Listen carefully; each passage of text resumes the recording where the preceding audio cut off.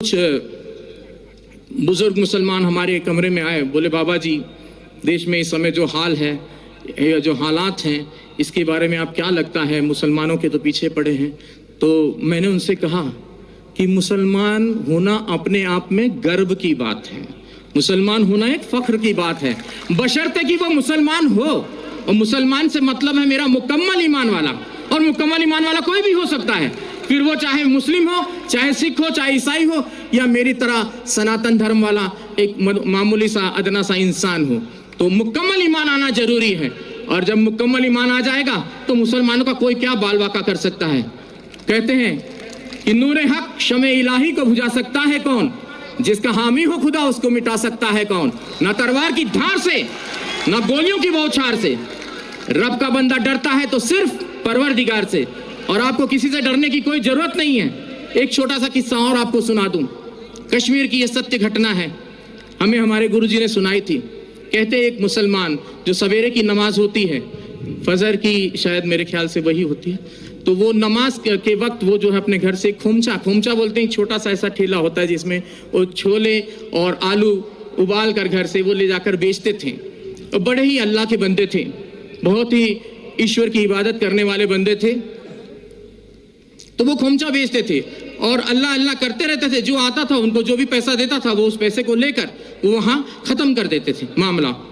तो वो खोमचा चला लेते थे और दे देते थे किसी को, और कोई भी उनको, अब ऐसे भी लोग थे उस भीड़ में जो उनको खोटा सिक्का देकर चले जाते थे, और वो अल्लाह अल्लाह करने वाले व्यक्ति, उनका ध्यान सिक्के पर ना होकर अपने अल्लाह पर रहता था।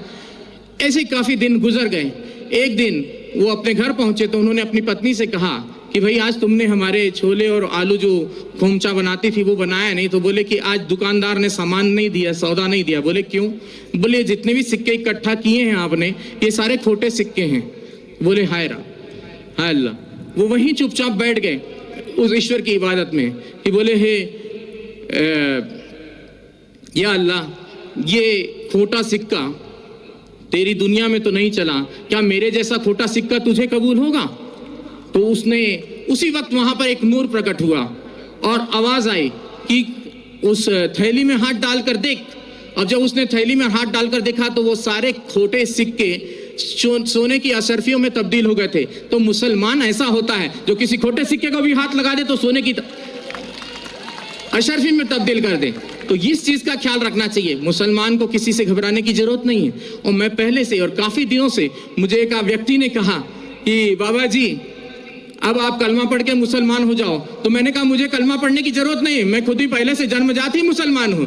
और मुसलमान का मतलब ये नहीं कि कलमा पढ़कर ही हो सकता है, मुकम्मल ईमान कहीं भी आ सकता है, चाहे वो हिंदू में आए, चाहे मुस्लिम में आए, चाहे सिख में आए, चाहे ईसाई में आए, चाहे किसी यहूदी में आ जाए, किसी में भी आ सकता है। मुकम्मल ईमान आना जरूरी है।